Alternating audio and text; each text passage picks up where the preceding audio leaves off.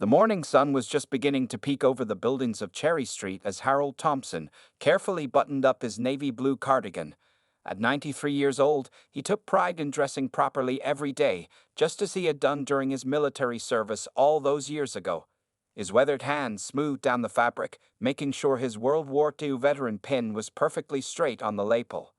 Every morning, Harold followed the same routine he had maintained for the past 15 years, ever since his beloved wife Martha had passed away.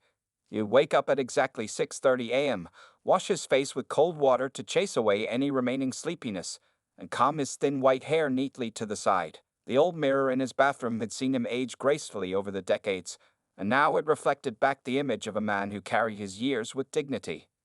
The walk to Linda's diner was exactly 3 blocks from his small, well-kept house. Harold used his wooden cane, a Christmas gift from his granddaughter Sarah, more to feel secure than out of real necessity. His steps were slow but steady, and he would often stop to greet the neighborhood cats that had come to expect his morning appearance. There was one orange tabby in particular, whom he had named General, that would often escort him halfway to the diner.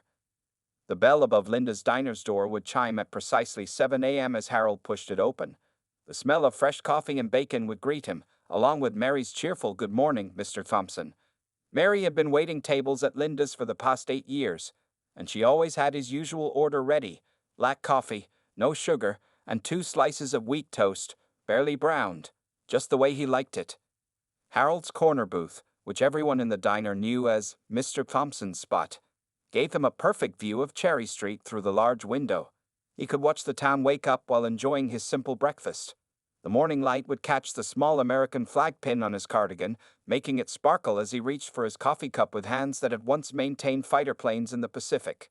The other regulars at Linda's had come to see Harold as part of the diner itself. There was Tom, the mailman, who would wave to him every morning before starting his route. Sarah, the young college student who worked part-time at the bookstore next door, would sometimes sit with him and ask questions about the war, genuinely interested in his stories. Even Linda herself, the diner's owner, would come out from the kitchen to check on him and sometimes bring him an extra piece of toast on the house. Harold kept a small notebook in his cardigan pocket, where he would sometimes write down thoughts or memories that came to him during these peaceful morning hours. The pages were filled with neat, careful handwriting that told stories of his youth, his time in the service, and precious memories of Martha. He had started this habit after his doctor suggested keeping his mind active, but it had become a cherished part of his morning ritual. From his corner booth, Harold could observe life's small dramas unfold: young couples on their first dates, business people rushing to meetings, and families gathering for weekend breakfasts. He noticed everything but rarely commented, preferring to be a quiet guardian of these daily scenes.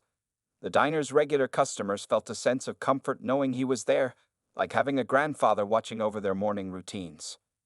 The walls near his booth were decorated with old photographs of the town, and Harold could tell stories about most of them. He had lived in this town long enough to remember when the grand oak tree in the town square was just a sapling, and when the hardware store across the street was still a horse stable. These memories made him feel connected to the place, like he was part of its living history. Every day, Harold would spend exactly 2 hours at his booth, finishing his coffee and toast while reading the morning paper that Mary would bring him. He took his time, savoring both the simple breakfast and the peaceful atmosphere of the early morning diner. These quiet moments helped him feel that even at 93, he still had a place in the world, a routine that mattered, and people who looked forward to seeing him each day. Little did Harold know that this peaceful morning routine, which had become as natural as breathing to him, was about to face an unexpected disruption that would reveal a side of him that none of the diner's regular customers had ever seen before. The peaceful morning routine at Linda's diner changed dramatically on a crisp October morning. The familiar chime of the door's bell at 7 a.m. was suddenly drowned out by the rumbling of motorcycle engines. Harold Thompson looked up from his newspaper to see 5 leather-clad bikers entering the diner, their heavy boots loud against the tiled floor. The group's appearance was striking: leather vests covered in patches, thick chains hanging from their belt loops, and arms decorated with colorful tattoos. Their leader, a tall man with a thick black beard streaked with gray who called himself Snake, took one look around the diner and let out a loud laugh that made Mary the waitress jump slightly as she carried a pot of coffee. At first, Harold tried to return to his newspaper, maintaining his usual peaceful morning routine, But the bikers' voices grew increasingly loud as they settled into the booth next to his corner spot. The smell of leather and motorcycle exhaust mixed with the usual comforting scents of coffee and toast. Their conversation was filled with rough language that made some of the regular customers uncomfortable. Mary approached their table nervously, her hands shaking slightly as she took their orders. Harold noticed how Snake and his friends made inappropriate jokes that made the young waitress blush and hurry away. Tom the mailman, who usually stopped for his morning coffee, took one look through the window and decided to skip his usual break that day. The bikers quickly noticed Harold in his corner booth. Snake nudged one of his companions, a younger man with a shaved head who went by Razor, and nodded toward the elderly veteran. "Look at Grandpa over there," Snake said loudly enough for everyone to hear. "Bet he's counting his pills for the day." The group burst into laughter, while Harold calmly turned another page of his newspaper. Linda, the diner's owner, watched the scene unfold from behind the counter with growing concern. She had known Harold for years and had never seen anyone treat him with such disrespect. But the bikers were intimidating, and she had her staff to think about.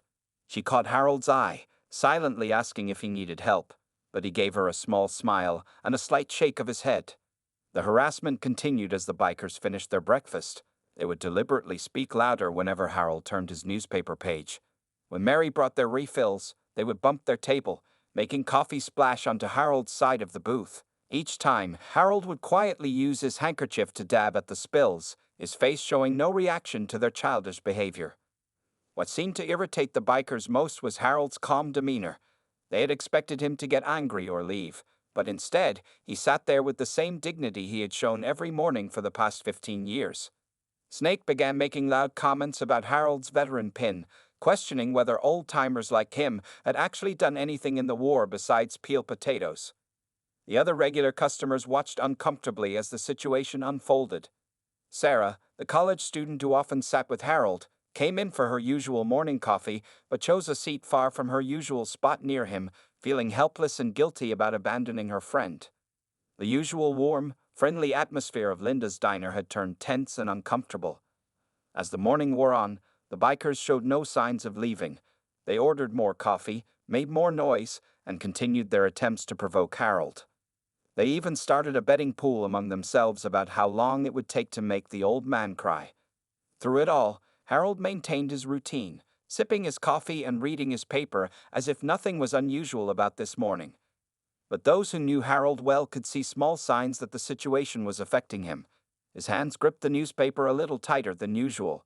The morning light caught a slight tremor in his coffee cup as he lifted it to his lips. And his usual warm smile, which he shared so freely with the diner staff and regulars, had been replaced by a tight-lipped expression of concentration. As Harold prepared to leave that morning, carefully folding his newspaper and reaching for his cane, Snake loudly announced to his gang that they had found their new favorite breakfast spot. The message was clear. This unwelcome change to Harold's morning routine was not going to be temporary. No one in the diner, including Harold himself, could have guessed how this situation would eventually unfold, or the surprising events that would soon reveal the true character of both the veteran and his tormentors. Over the next 2 weeks, Linda's diner became a battleground of patience versus intimidation. The bikers arrived every morning at 7:15 a.m., 15 minutes after Harold took his usual seat, as if they had carefully planned this timing to disrupt his peace. Their leather vests creaked as they slid into their booth, and their voices grew louder with each passing day. Snake and his gang had developed a routine of their own, but theirs was designed to torment. They would take turns walking past Harold's booth, each time getting closer, each time bumping his table a little harder. His coffee would splash onto his newspaper, creating brown rings on the pages that spread like tiny targets. Harold had taken to bringing an extra handkerchief, tucked neatly in his cardigan pocket, just to deal with these deliberate spills. The diner's regular customers had started changing their schedules. Sarah, the college student, now grabbed her coffee to go, tears in her eyes as she whispered apologies to Harold on her way out. Tom the mailman had completely changed his route, and the morning regulars found new places to eat. Only Harold maintained his schedule, arriving each day at 7 a.m. sharp, his white hair neatly combed, his veteran pin gleaming on his lapel. Mary, the waitress, had developed a strategy of her own. She would rush to pour Harold's coffee and serve his toast before the bikers arrived, trying to minimize the time she had to spend near their booth. Her hands shook less now when she served them, not from reduced fear, but from practice at hiding her trembling. Linda watched from behind the counter, her face tight with worry, making quiet phone calls to the police that never seemed to accomplish anything. One morning, Snake decided to escalate their harassment. He pulled out a small American flag from his pocket and began using it to mock salute Harold. "Attention," he would shout, causing his gang to burst into laughter. General Pruneface is inspecting the troops. The flag, Harold noticed, had a small tear in it and was wrinkled, as if it had been deliberately mistreated for this performance. Harold's eyes, usually focused on his newspaper, lingered for a moment on the disrespected flag. A barely noticeable tremor ran through his weathered hands, not from age or fear, but from a deep, controlled anger that he hadn't felt since his days in the service. The other customers who remained in the diner saw something flash across his face, a glimpse of the young soldier he had once been, ready to face any challenge. The bikers noticed this slight change in Harold's demeanor, and it only encouraged them. Razor, the youngest of the group, started telling loud, made-up stories about his own grandfather, who he claimed had been a cook during World War II, mocking the veteran's service. "At least my grandpa admitted he just made sandwiches," Razor shouted. "Not like some people who probably got their medals from a pawn shop." What the bikers couldn't see were the memories their words stirred in Harold's mind. As they mocked his service, he remembered the beaches of Normandy, the friends he had lost, the missions that had earned him those medals they now ridiculed. His hand would sometimes drift to his cardigan pocket, where he kept something none of them could see. Not just his notebook, but a small, worn photograph of his old motorcycle unit. Linda had started keeping the first aid kit closer at hand, worried that the situation would eventually turn physical. She noticed how Snake and his gang were getting bolder, standing closer to Harold's booth, the shadows falling across his newspaper like storm clouds.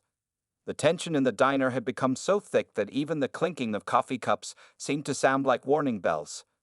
Harold's strength showed not in his response to their taunts, but in his steady routine. He continued to eat his toast, sip his coffee, and read his paper. His back remained straight, his movements deliberate and calm. But those who knew him best could see the cost of this dignity in the new lines around his eyes and the tightness in his jaw. On this particular morning, as Harold finished his coffee, Snake knocked into his table harder than ever before. The coffee cup clattered against its saucer, and for the first time, Harold looked directly into Snake's eyes. In that moment, something passed between them, a challenge issued and accepted. Both men knew that this situation couldn't continue much longer. Something had to break, and the next day would prove to be the turning point that no one in Linda's diner would ever forget. The morning that changed everything at Linda's diner started like any other. Harold Thompson arrived at his usual time, 7 a.m. sharp, the bell above the door announcing his arrival. The autumn air had turned cold, and he wore his thicker wool cardigan, the one his late wife Martha had given him on their last Christmas together. His veteran pin caught the early morning light as he made his way to his corner booth. Mary hurried to bring his usual order, black coffee and wheat toast. Her hands were steady today, but her eyes kept darting to the clock on the wall. Everyone in the diner knew what 7:15 a.m. would bring. The sound of motorcycle engines in the distance was like thunder before a storm, growing louder with each passing second. Harold had just opened his newspaper when Snake and his gang burst through the door. The bell's cheerful chime was drowned out by their heavy boots and louder than usual laughter. Something was different about them this morning. Their eyes had a mean gleam, and Snake was carrying something wrapped in brown paper under his arm. "Good morning, General Pruneface," Snake called out, his voice mockingly loud. The other bikers spread out around Harold's booth instead of taking their usual table. Linda stepped out from behind the counter, sensing the change in their behavior. Mary retreated to the kitchen, her face pale with worry. Snake unwrapped the brown paper package with exaggerated care. Inside was an old military helmet, probably bought from a surplus store. He held it up like a trophy. "Look what we found, old-timer. Thought you might want to play soldier with us today." His gang laughed on cue, the sound echoing off the diner's windows. Harold continued reading his newspaper, but his grip on the pages had tightened slightly. The other customers in the diner began quietly gathering their things, leaving money on their tables and slipping out the door. They could feel that this morning would be different from all the others. Razor, encouraged by their leader, grabbed the helmet and placed it roughly on their table. Come on, Cramps. Tell us one of your war stories. Tell us how you earned all those fancy pins. Or did you buy them at the dollar store? The gang's laughter grew meaner, sharper. It was what happened next that finally crossed the line. Snake reached over and grabbed Harold's cane, which was leaning against the booth as it had been every morning for the past 15 years. The wooden cane, polished smooth by years of use, had Harold's initials carved into its handle, a gift from his granddaughter that meant more to him than any medal. Look at this fancy stick. Snake twirled the cane like a baton, then deliberately let it fall to the floor with a loud clatter. It rolled under a nearby table, just out of Harold's reach. The bikers roared with laughter as Harold looked at his fallen cane, their faces red with cruel amusement. The diner fell completely silent. Linda stood frozen behind the counter, her hand covering her mouth. Mary peeked out from the kitchen, tears forming in her eyes. Even the morning traffic outside seemed to quiet down, as if the whole world was holding its breath. Harold Thompson slowly folded his newspaper and placed it neatly beside his coffee cup. His movements were careful, deliberate, showing no sign of the anger that might have made a younger man lash out. Instead, he reached into his cardigan pocket and pulled out something that surprised everyone, a modern smartphone. The bikers watched, momentarily confused, as Harold's weathered fingers, steady as they had been in his youth, navigated the phone's screen. He didn't reach for his fallen cane. He didn't try to stand up against the gang that surrounded him. Instead, he simply pressed the phone to his ear and waited. Snake's mocking grin began to fade as Harold spoke into the phone, his voice clear and commanding, carrying the authority of someone used to giving orders. The words he spoke were few, but they were about to change everything. This is Colonel Harold Thompson, 101st Airborne Division, Veteran Motorcycle Corps. I'm at Linda's Diner on Cherry Street. Yes, that's right, I'm calling in a favor. The bikers exchanged uncertain glances as Harold ended the call and placed the phone on the table. For the first time since they had started harassing him, he looked directly at Snake and his gang. The corners of his mouth turned up in a slight smile, not one of fear or submission, but of someone who knew exactly what was about to happen. The morning that changed everything at Linda's Diner started like any other. Harold Thompson arrived at his usual time, 7 a.m. sharp, the bell above the door announcing his arrival. The autumn air had turned cold, and he wore his thicker wool cardigan, the one his late wife Martha had given him on their last Christmas together. His veteran pin caught the early morning light as he made his way to his corner booth. Mary hurried to bring his usual order, black coffee and wheat toast. Her hands were steady today, but her eyes kept darting to the clock on the wall. Everyone in the diner knew what 7:15 a.m. would bring. The sound of motorcycle engines in the distance was like thunder before a storm, growing louder with each passing second. Harold had just opened his newspaper when Snake and his gang burst through the door. The bell's cheerful chime was drowned out by their heavy boots and louder than usual laughter. Something was different about them this morning. Their eyes had a mean gleam, and Snake was carrying something wrapped in brown paper under his arm. "Good morning, General Pruneface," Snake called out, his voice mockingly loud. The other bikers spread out around Harold's booth instead of taking their usual table. Linda stepped out from behind the counter, sensing the change in their behavior.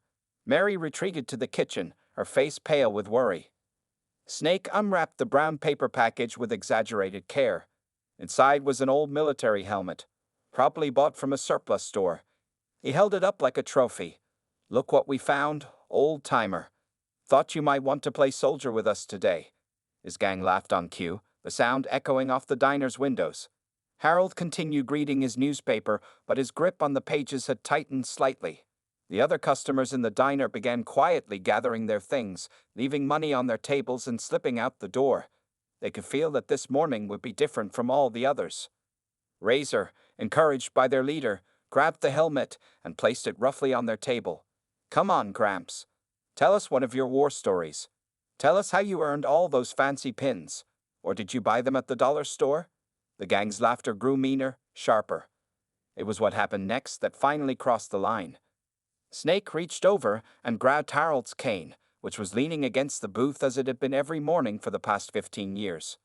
The wooden cane, polished smooth by years of use, had Harold's initials carved into its handle, a gift from his granddaughter that meant more to him than any medal. "Look at this fancy stick." Snake twirled the cane like a baton, then deliberately let it fall to the floor with a loud clatter. It rolled under a nearby table, just out of Harold's reach. The bikers roared with laughter as Harold looked at his fallen cane, their faces red with cruel amusement. The diner fell completely silent. Linda stood frozen behind the counter, her hand covering her mouth. Mary peeked out from the kitchen, tears forming in her eyes. Even the morning traffic outside seemed to quiet down, as if the whole world was holding its breath.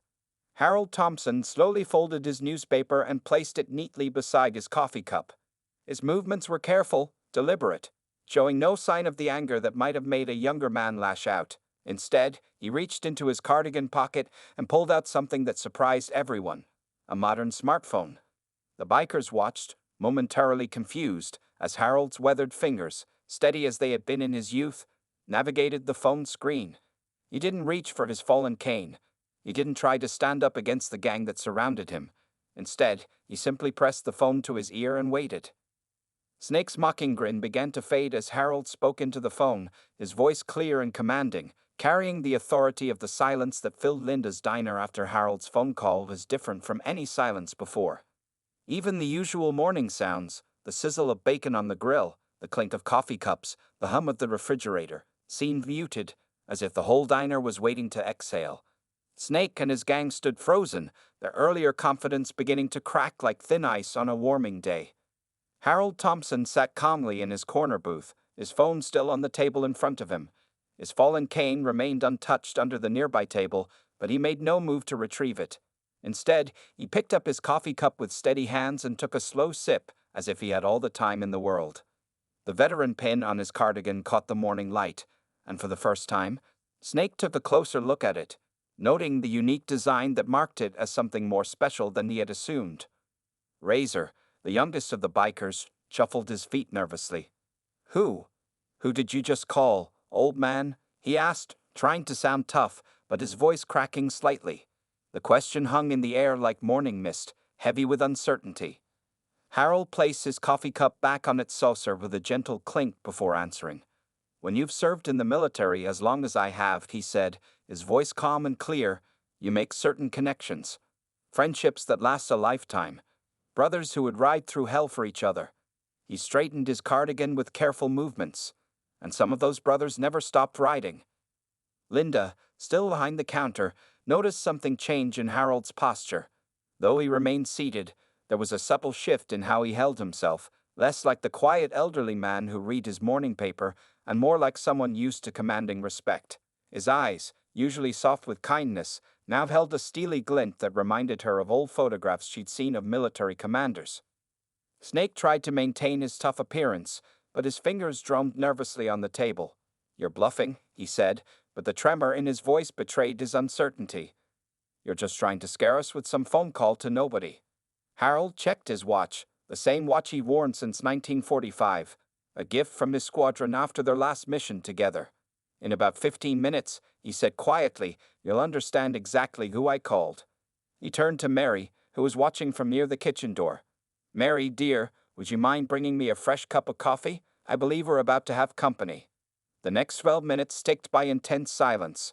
The bikers huddled together, whispering and casting nervous glances between Harold and the diner's windows. They had started to realize that they might have made a terrible mistake in choosing this particular elderly veteran as their target.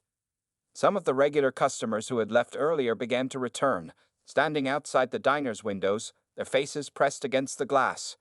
They seemed to be waiting for something, though none of them could have known what was coming. Tom the mailman had stopped his truck across the street, his morning deliveries temporarily forgotten.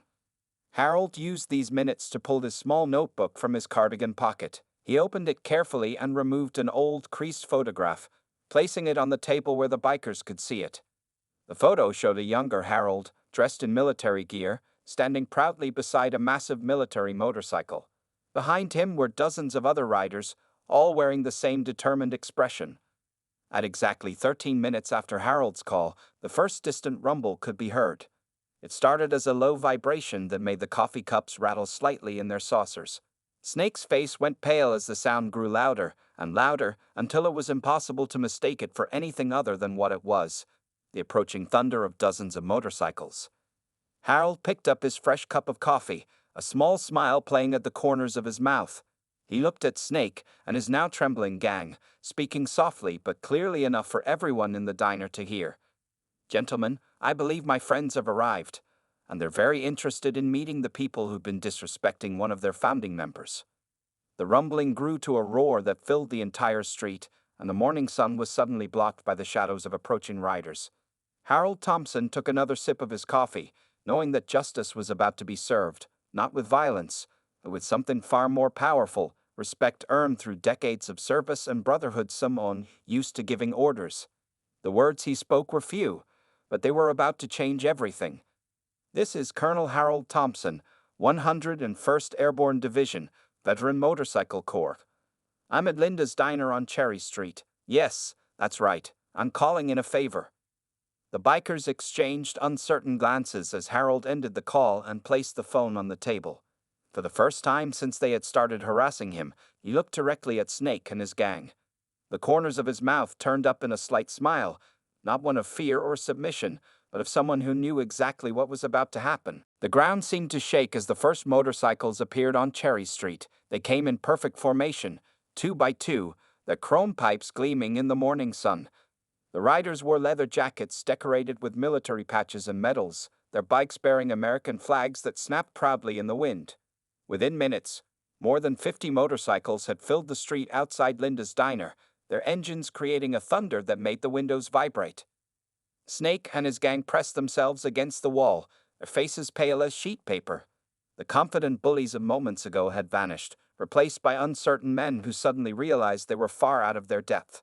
Through the diner's windows, they could see the new arrivals weren't just any bikers. These were veterans, their patches showing service in Vietnam, Desert Storm, Iraq, and Afghanistan. The engines fell silent all at once, leaving a ringing quiet in their wake. The lead rider, a tall man with silver hair and ramrod straight posture, removed his helmet and dismounted. His leather jacket bore patches indicating he was a retired Marine Corps colonel, and a silver star glinted on his vest. Behind him, the other riders formed a line that stretched down the entire block. The bell above the diner's door chimed as the leader entered, followed by 4 other riders. He stopped just inside, his eyes scanning the room until they found Harold. Then, in a move that made Snake's jaw drop, the imposing man snapped to attention and delivered a crisp military salute. "Colonel Thompson, sir." His voice rang out clear and strong. "Major James Cooper, reporting as requested. The Veteran Motorcycle Association sends its respects." The other riders behind him also saluted, their faces showing deep respect for the elderly man in the corner booth. Harold returned their salute with perfect military precision, his back straight and proud. "At ease, Major," he said, his voice carrying the natural authority of a commanding officer. "Thank you for your prompt response." Major Cooper's eyes turned to Snake and his gang, who were trying to make themselves as small as possible against the wall. "Are these the individuals who have been causing problems, sir?" His tone made it clear that problems was a very mild word for what they had done. Harold nodded, gesturing to his cane that still lay under the nearby table. "They seem very interested in my military service," he said calmly. "Perhaps you could help educate them about what it means to be a veteran." More riders had entered the diner now, filling every available space. Many of them wore patches showing they were part of the same motorcycle unit Harold had led during World War II. Linda watched from behind the counter, amazed at how her small diner had become the stage for such an extraordinary scene. "Colonel Thompson," Major Cooper said, loud enough for everyone to hear, "would you mind if I shared with these gentlemen exactly who they've been harassing?" When Harold nodded his permission, Cooper turned to face Snake and his gang. "This man," Cooper's voice filled the diner, "is Colonel Harold Thompson, one of the founding members of the Veteran Motorcycle Association. During World War II, he led the most successful motorcycle reconnaissance unit in the European theater. His unit completed 57 missions behind enemy lines, saving hundreds of Allied lives. He's earned 3 Silver Stars, 2 Bronze Stars, and the French Legion of Honor." With each word, Snake and his friends seemed to shrink further into themselves. The young man who had mockingly called Harold General Pruneface now looked like he wanted to disappear through the floor. One of the veteran riders walked over and carefully picked up Harold's cane, polishing it with his sleeve before presenting it to him with respect. Another rider retrieved the old military helmet Snake had brought to mock Harold, examining it with disgust before passing it to Major Cooper. "Colonel," Cooper said, "every rider you see here today has benefited from the training programs you established. The techniques you developed for motorcycle reconnaissance are still taught to military riders today. These men," he gestured to Snake and his gang, "clearly need to learn about respect, honor, and the debt we owe to those who served before us." The morning sun streamed through the diner's windows, highlighting the stark contrast between Snake's small group of bullies and the proud veterans who now filled the restaurant. Harold Thompson sat in his booth, his white hair catching the light like a crown, surrounded by the respect and dignity he had earned through a lifetime of service. As the morning sun filled Linda's diner, Major Cooper pulled up a chair next to Harold's booth. The veteran riders had formed a respectful circle around them, while Snake and his gang remained frozen against the wall. Their earlier bravado completely vanished. Mary brought fresh coffee for everyone, her hands steady now as she served the veterans with visible gratitude. "Colonel Thompson," Cooper said, reaching into his leather jacket, "I brought something you might want to share with our misguided friends here." He pulled out an old leather-bound photo album, its edges worn smooth by time. Harold's eyes lit up with recognition as he saw it. The official album of the 101st Airborne Division's Motorcycle Corps. Cooper opened the album carefully, revealing black and white photographs that told an extraordinary story. The first photo showed a young Harold Thompson, standing tall beside a massive military motorcycle. His uniform was crisp, his face determined, and his eyes held the same quiet strength they still carried today. In 1943, Cooper began, his voice carrying throughout the now silent diner. "Colonel Thompson, then Lieutenant Thompson, revolutionized military motorcycle operations. He didn't just ride missions, he created an entirely new way of using motorcycles in combat." He turned the page to show photographs of Harold leading a group of riders through what appeared to be French countryside. Linda had come out from behind the counter to listen, and the regular customers who had gathered outside were now allowed back in, filling the edges of the diner.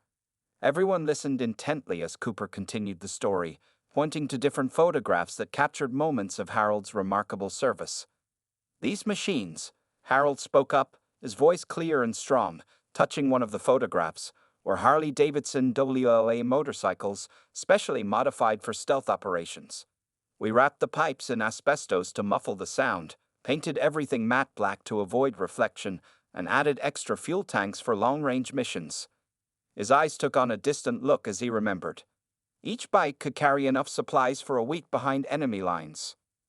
Snake, who had been staring at the photos with growing amazement, finally found his voice. You really rode those in combat?"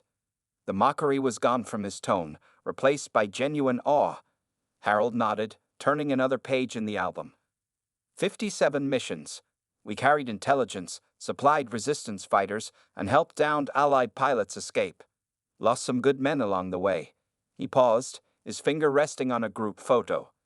"This was my original team. Only 3 of us made it home." Cooper pulled out another item, a yellowed newspaper clipping from 1945. The headline read, "Motorcycle Heroes Return. Thompson's Raiders Complete Final Mission."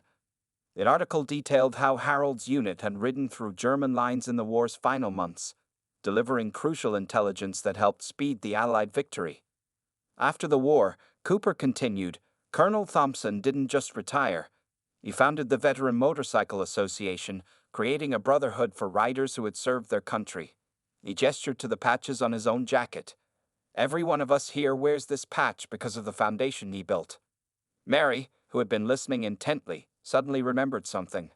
"The notebook," she exclaimed. "Mr. Thompson, is that why you're always writing in your little notebook?" Harold smiled, pulling out his familiar notebook from his cardigan pocket.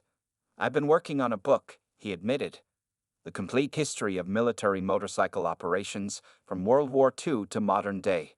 Just finished the final chapter last week." Snake's youngest companion, Razor, stepped forward hesitantly. "Sir," he said, his voice shaking slightly, "my grandfather. You really was a cook in the war. I shouldn't have used that to make fun of you. Any service is honorable service." Harold looked at the young man thoughtfully. "Your grandfather was right. Without good cooks, we couldn't have completed our missions. Every role in service matters."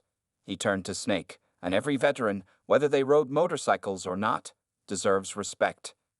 The morning light streamed through the diner's windows, catching the medals and patches on the veterans' jackets, making them shine like beacons. The photographs in the album told a story of courage, brotherhood, and service that had started on the battlefields of Europe and continued to this day in the peaceful streets of their town. Harold Thompson sat in his corner booth, no longer just the quiet elderly man who read his morning paper, but revealed as the hero he had always been, a leader who had shaped military history and built a legacy that lived on in the riders who now filled Linda's diner with their respect and solidarity. The transformation that took place in Linda's diner over the next hour was remarkable to watch. The tension that had filled the air for weeks dissolved into something unexpected, a gathering of understanding and reconciliation. Snake and his gang, who had entered the diner as bullies, now sat quietly at a table, listening to stories from various veterans with genuine interest and growing shame on their faces.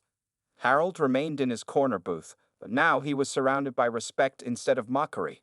Major Cooper had pulled up extra chairs, creating an impromptu meeting space where younger riders gathered to hear first-hand accounts of motorcycle missions from World War II. Mary kept the coffee flowing, smiling as she watched the diner transform from a place of conflict to one of community. "Sir." Snake finally stood up and approached Harold's booth, his head bowed and his voice heavy with regret. "I don't expect you to forgive us, but I need to apologize. We acted like fools, disrespecting not just you, but everything you and these men stand for." He reached into his vest and pulled out a folded piece of paper. "This is my discharge paper. I served 4 years in the army, but I never saw combat. I guess I was trying to prove something by acting tough." Harold looked at the paper, then at Snake, seeing him clearly for the first time, not as a bully, but as a young veteran struggling to find his place. "Pull up a chair, son," Harold said, gesturing to the space beside him. "Tell me about your service." As Snake sat down, his gang members followed, each carrying their own stories of service. It turned out that 3 of them were veterans themselves, their inappropriate behavior masking their own difficulties in adjusting to civilian life. The 4th was a veteran's son, carrying the weight of trying to live up to his father's memory. Linda watched from behind the counter as Harold listened to each of their stories with the same patience he had shown during their weeks of harassment. She noticed how his quiet strength had a different effect now. Instead of making them angry, it gave them a space to be honest about their own struggles. "You know," Harold said, after hearing their stories, "the Veteran Motorcycle Association isn't just about remembering the past. We help veterans find their way home, even years after their service ends." He looked at Major Cooper, who nodded in understanding. "Perhaps you boys would be interested in joining our weekly rides?" The offer hung in the air for a moment before Snake spoke up, his voice thick with emotion. "You let us ride with you, after everything we did." "The measure of a person," Harold replied, "isn't in their mistakes, but in how they make things right." He pulled out his notebook and wrote down details about the next meeting. "Sunday mornings, 9 a.m., we start with breakfast right here at Linda's."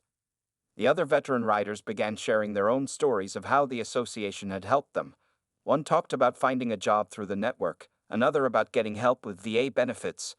The brotherhood that Harold had built over decades was still changing lives. Razor, the youngest of Snake's group, suddenly remembered something. "The helmet," he said, looking ashamed. "The one we brought to make fun of you. It's actually my grandfather's from the service.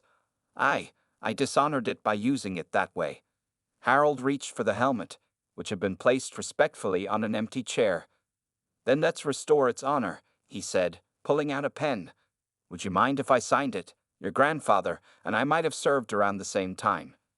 As Harold signed the helmet, other veterans lined up to add their signatures as well. What had been brought as a prop for mockery was transformed into a treasured piece of military history. Razor held it carefully, tears in his eyes, finally understanding the true meaning of service and respect. The morning stretched into afternoon, and Linda's diner became more than just a restaurant. It became a place of healing, where the divide between the old guard and the young riders was bridged by understanding and shared experience. The regular customers returned, witnessing the change with amazement and joy. Harold's corner booth was no longer just his personal space. It had become a gathering point for stories, wisdom, and brotherhood. Every morning after that, the booth would be filled with a mix of veterans, young and old, sharing coffee and conversation. Snake and his gang became regular members of the Veteran Motorcycle Association, their leather vests now bearing patches of pride rather than rebellion.